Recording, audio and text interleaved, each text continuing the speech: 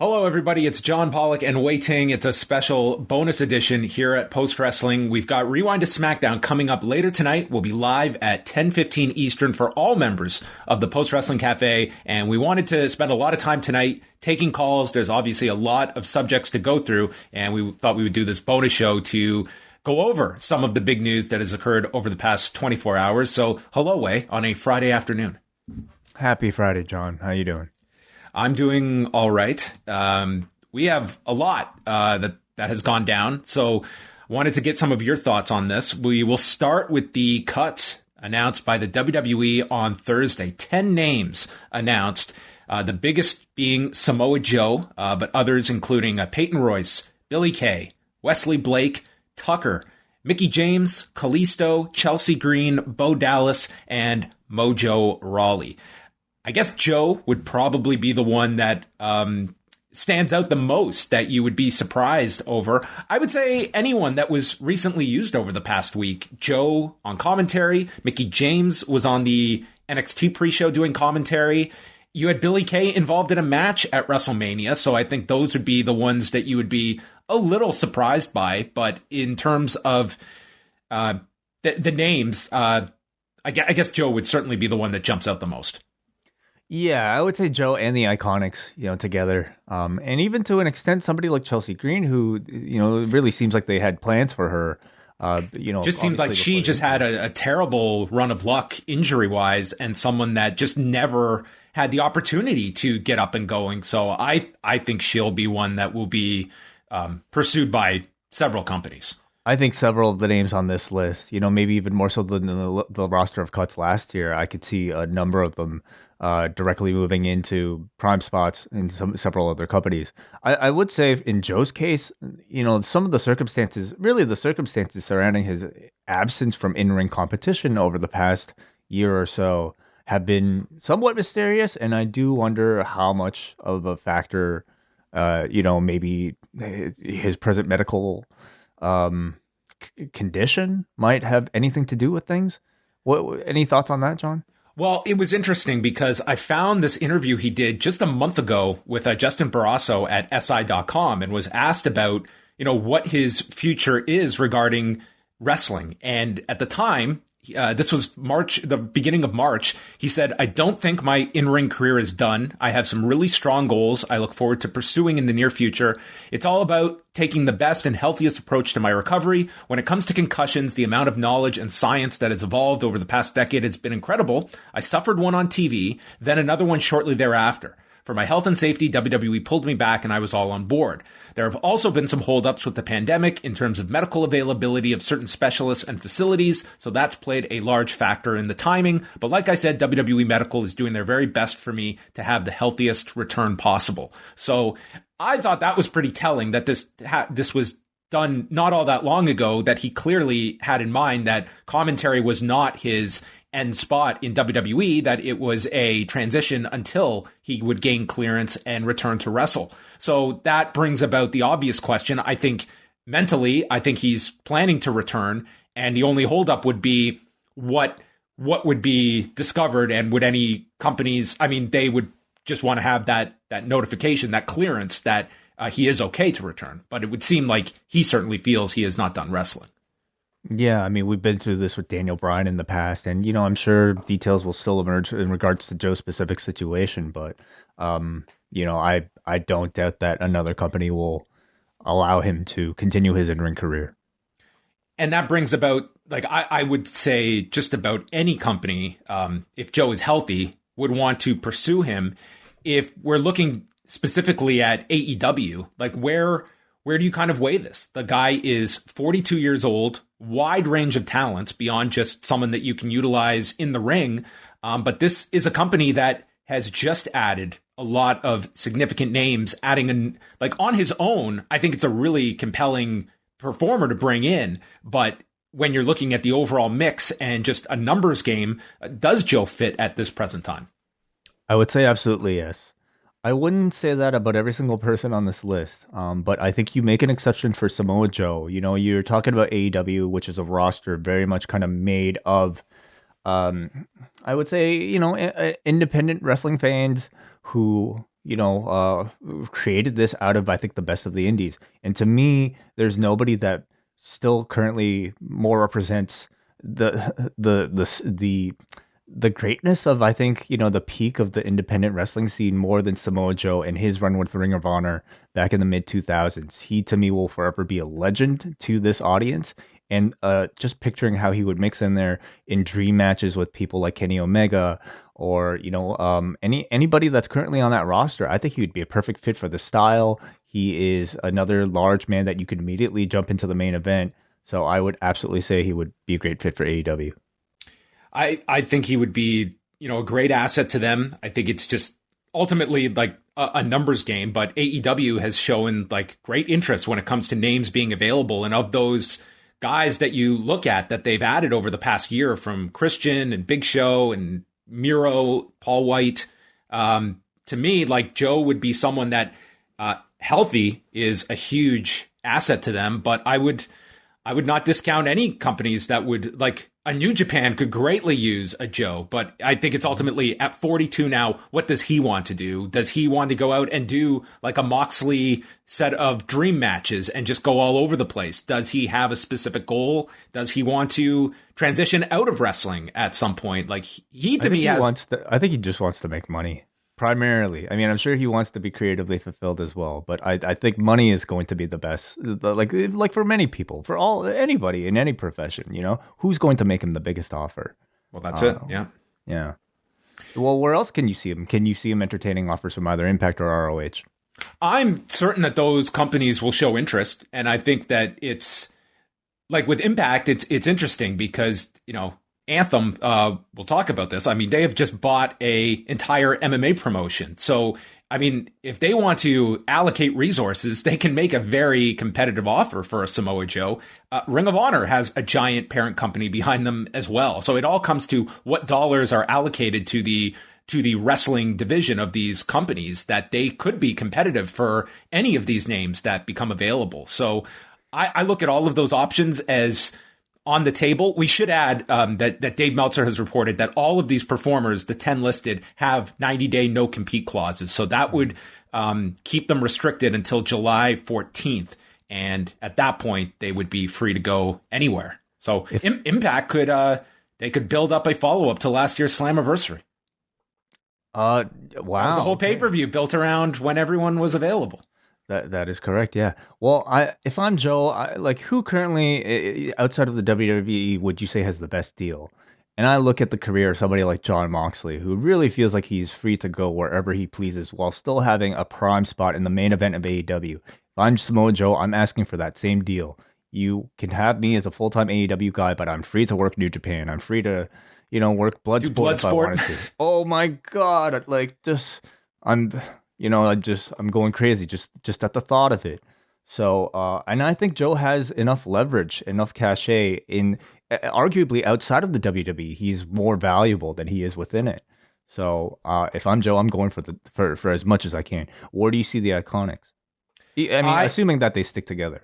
I think that they will be, anyone going after one would want the other. I think that they would want to do even, I think for like the short-term reunion, like if you have plans of breaking them up down the road, I think it only makes the most sense to put them back together. I think that their act works extremely well for an Impact.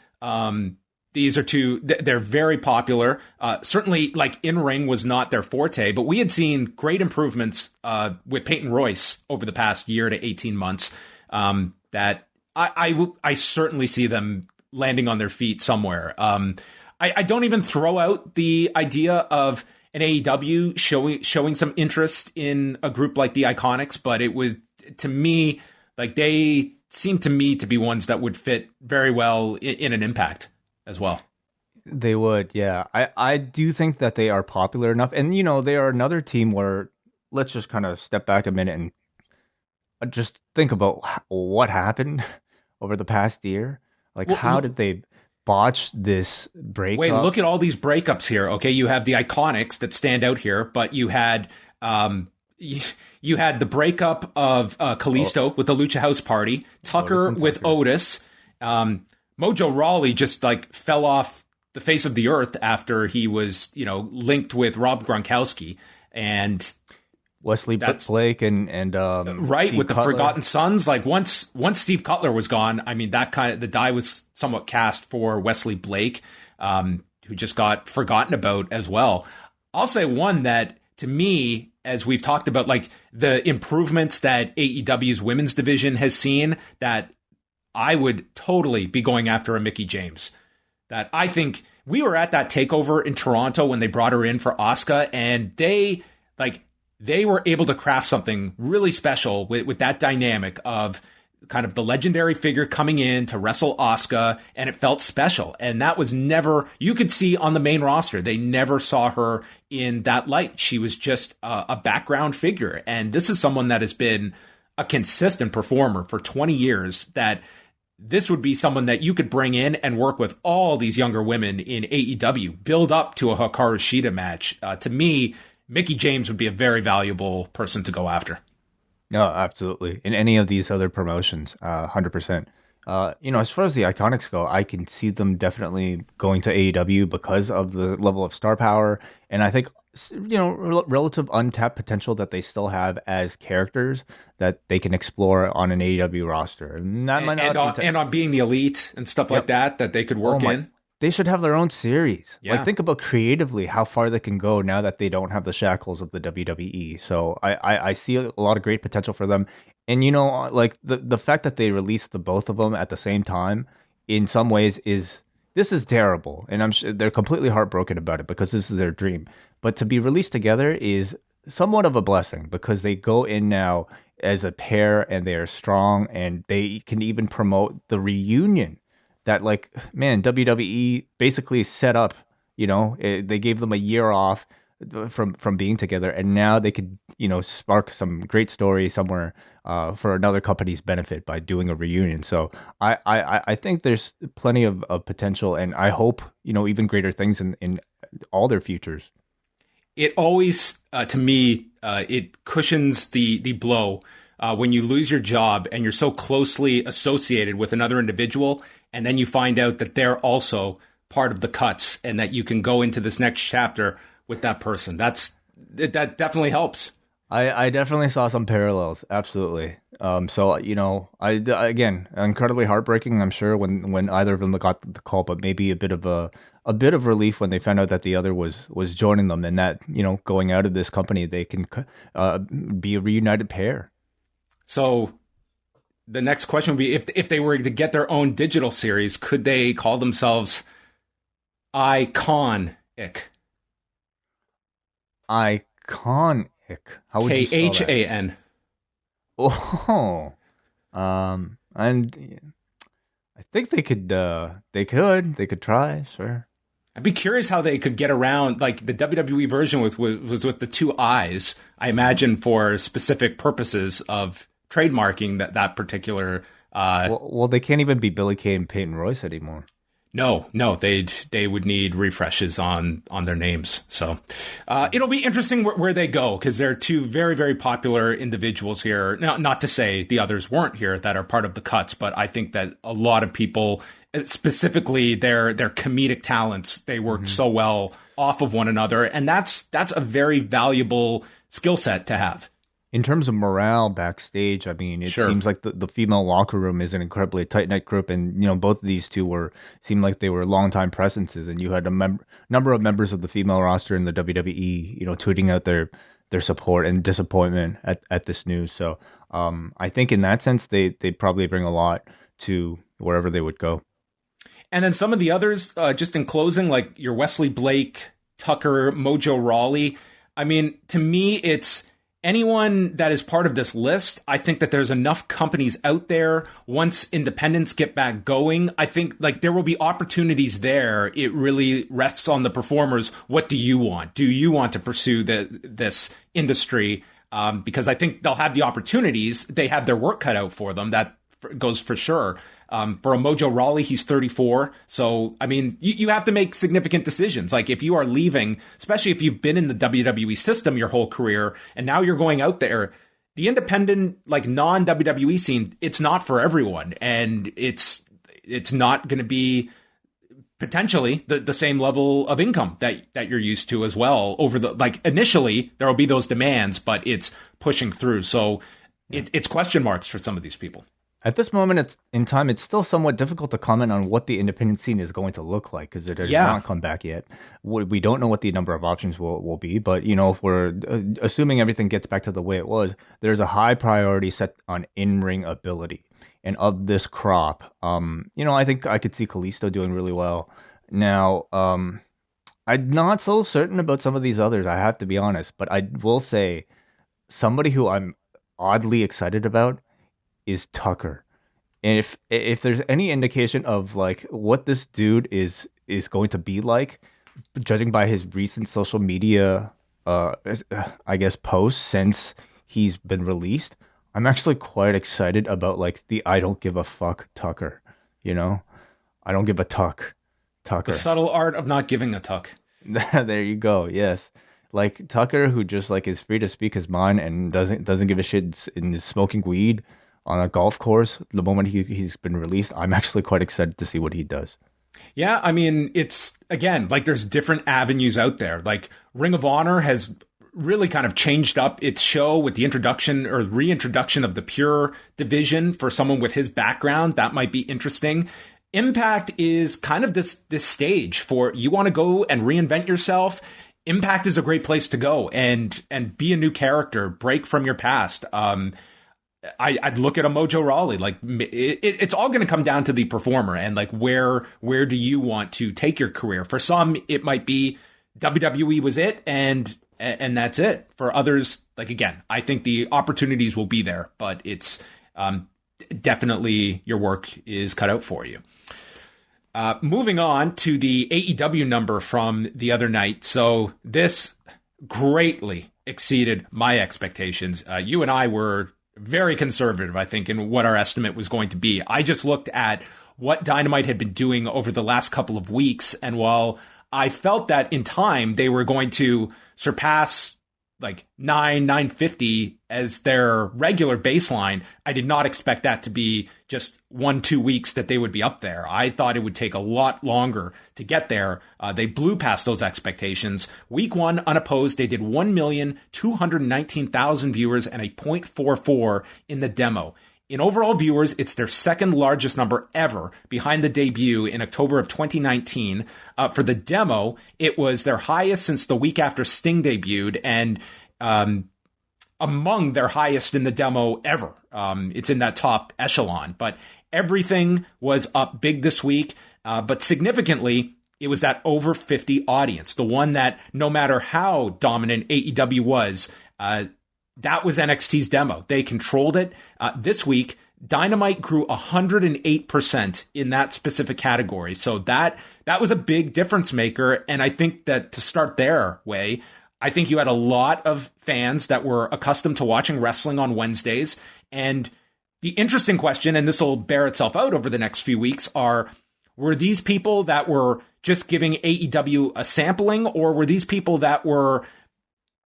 It was not so much they were against watching AEW, it's just given the choice, they were picking NXT over AEW, and will this audience stick with them? Like, that's an extremely high figure. I don't expect it to stay at that level, but if they level off at 0.38 to 0.40 every week, like that's a sizable gain for AEW in its oldest demographic.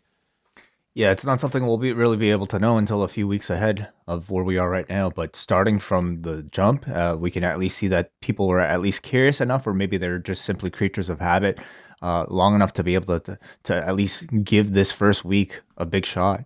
We can clearly see like this is the NXT effect of that audience switching over to AEW, and being a lot larger, I think, than we assumed it was going to be. Like if you, and again, this is 1 week, so I think we have to look at, in 4 weeks from now, what are these numbers looking like, and I don't even know if it's necessary to expect this to hold up, but I would say this makes that Blood and Guts show in a couple of weeks, the ceiling just grew significantly higher. Like this to me would have been I wouldn't have predicted this number for Blood and Guts. Under normal circumstances. Now it's a very curious question about how large of an audience Dynamite can attract for an even bigger show.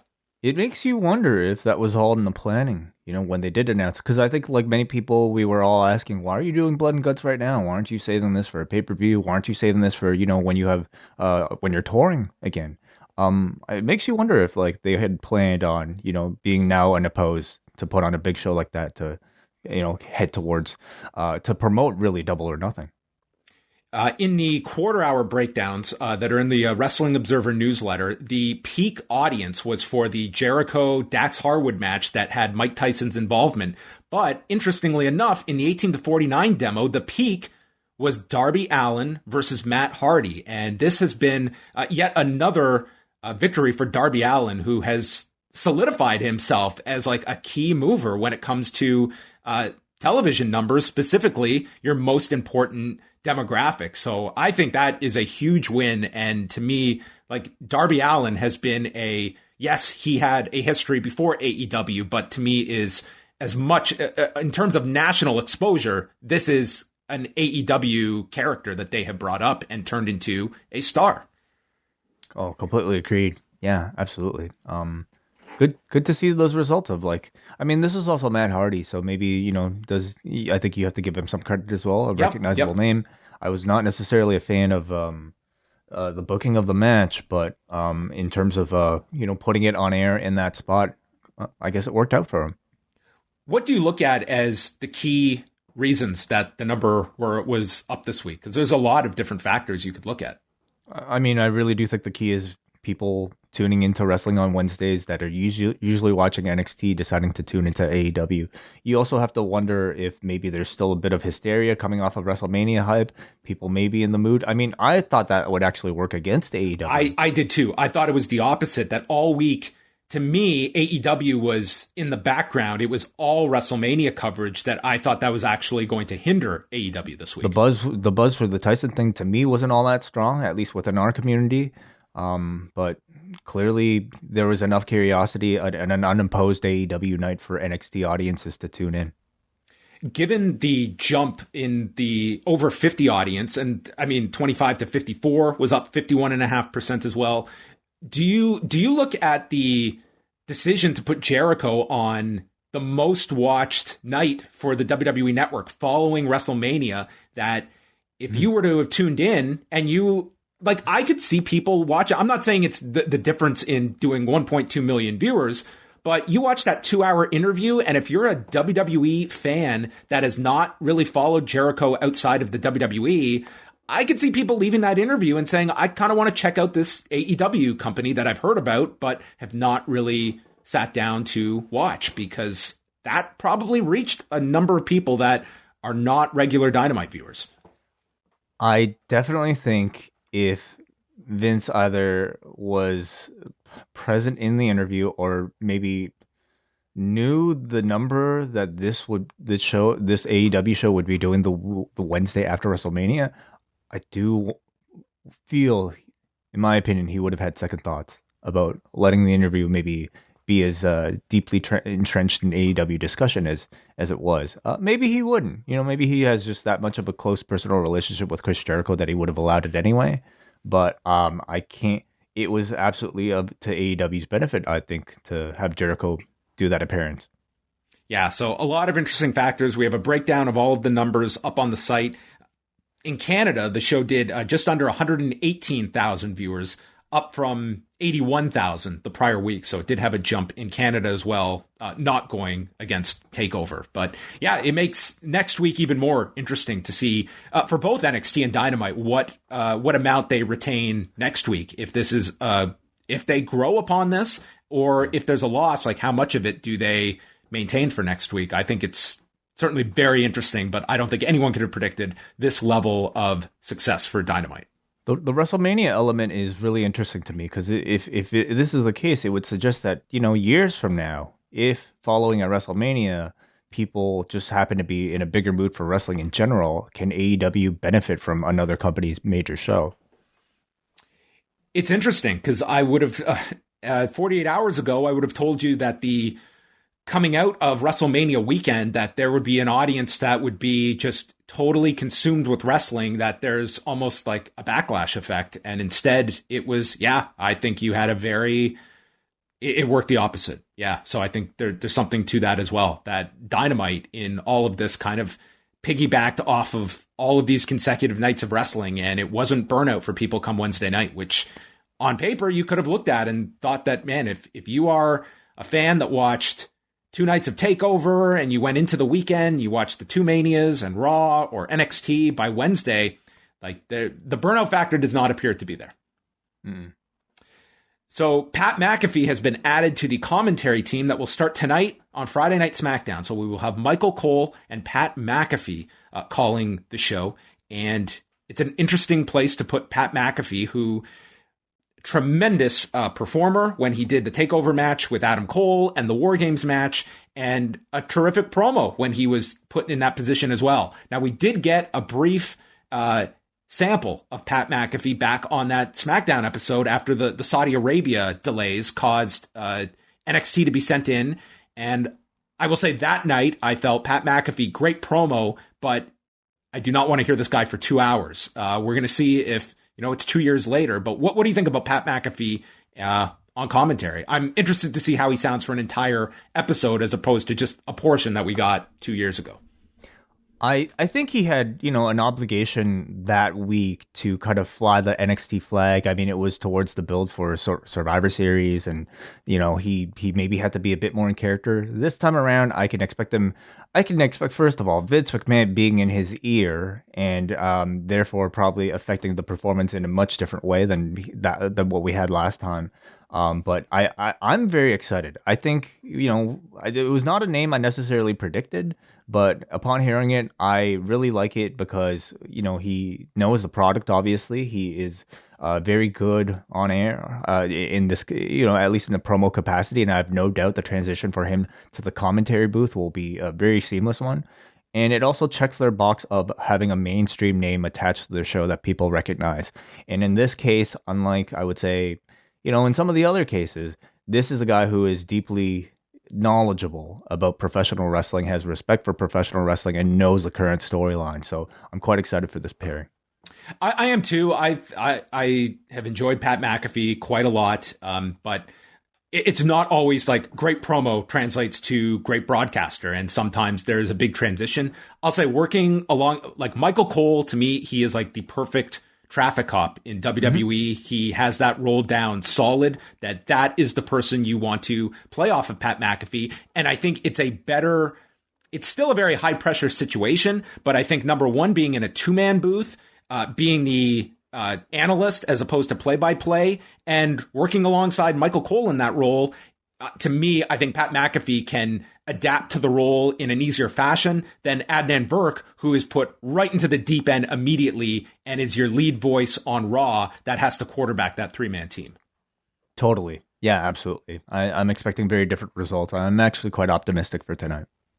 Yes. So that is happening tonight, and Impact is going to feature the return to professional wrestling of Mauro Ranallo, who is going to be calling the main event of Kenny Omega and Rich Swann on the pay-per-view next weekend. This was reported by Mark Raimondi at ESPN, and we have since confirmed. So Mauro Ranallo, and Impact's announced it formally, but he's coming in just doing the one match for the pay-per-view to obviously give it a feeling of something special with Ranallo involved here, and will be his first wrestling he's called since leaving WWE.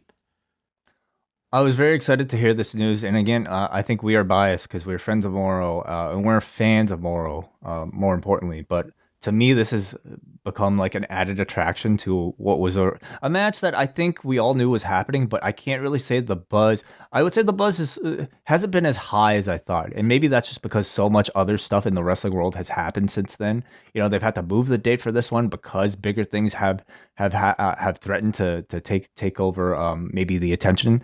Which was the right call. I completely agree with that decision. But you kind of like at that point you're kind of moving your date to make room for somebody else, and it kind of makes your show seem a little bit inferior, even though absolutely it was the right thing to do. This added little thing, and even if it was just an announcer, not necessarily somebody in the match, it's to many fans, I think, who remember Mauro very fondly doing professional wrestling. a big attraction and maybe the tipping point for people to actually pay to watch this Kenny Omega match. It's Mauro calling a Kenny match.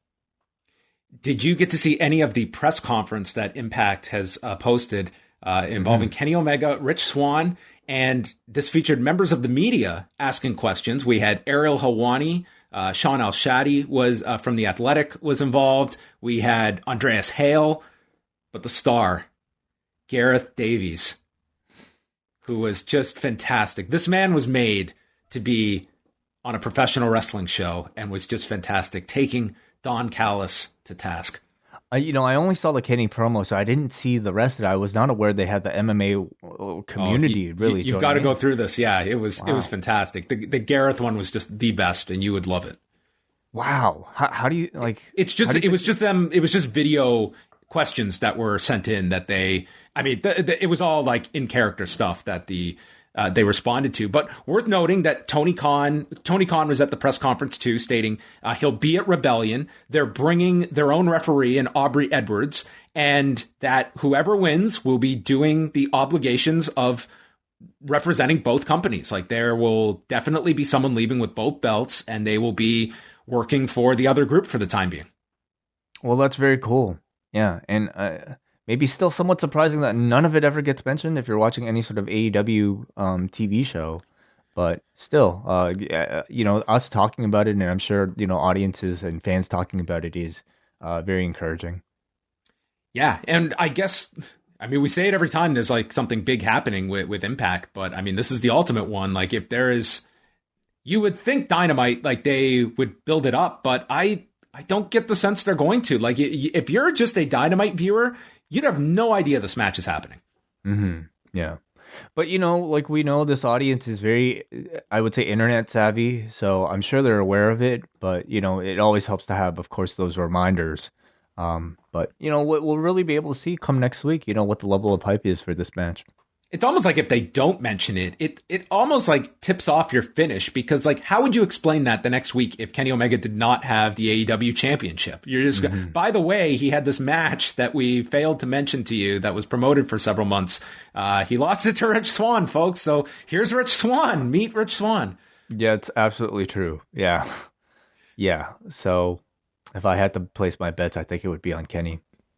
Anyway, I think this Rebellion pay-per-view, it's shaping up nicely. They've added a last man standing match with Sami Callihan and Trey Miguel. So there's all of that coming up a week from Sunday. And there will be a post show that night here at Post Wrestling that will be hosted by Davey Portman and John Cena. And they're going to be doing a primer for Rebellion on the Up Next feed next Friday. So if you have not been following Impact, they will get you up to speed, because as I've learned with this new extension, no one gets up to speed quite as quickly as John Cena. This thing is a game changer. Yes, it is. Oh, yes, it is. Sorry, is that, am I breaking character here by revealing the tricks of the trade? I don't know how many people are aware of what we're talking about, but yes, John Cena coming through with the Stark tech of wrestling watching. Yes. Last story I've got here is that Anthem Sports and Entertainment has acquired Invicta FC, the all-women's promotion that has been around since 2012. This is going to kick off with Invicta airing on both Access TV and Fight Network in Canada with their next card on May 21st.